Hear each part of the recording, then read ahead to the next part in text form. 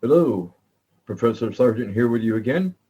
And this time we're going to solve a handful of equations that either have a x to the third in there, or whatever the variable may be, or are what we call quadratic type or quadratic form.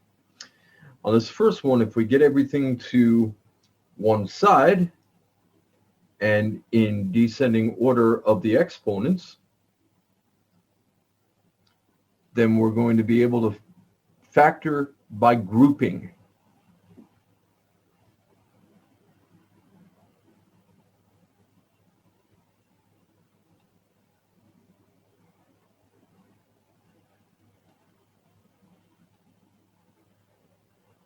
Since there are an even number of terms, we're going to split these into groups that have the same number of terms in each. Looking at the first two, I can factor an x squared out of there, and I'm left with 2x minus 3. My hope is that I can also factor that x squared was the greatest common factor. I'm hoping the greatest common factor here, when I factor that out of the second two, the second group, that I will again have 2x minus 3 as the other factor. Since that first term of the second group begins with a negative, I'm going to factor out a negative greatest common factor. I can get 25 out of both of these, but no power of x, because that last term does not have x in it.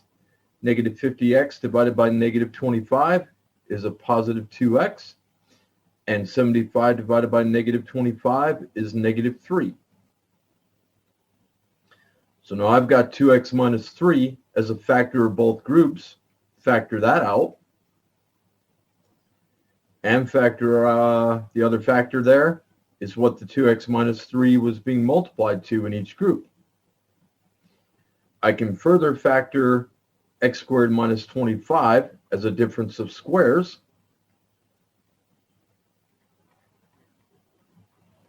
Since 5 squared is 25. And setting each factor equal to 0.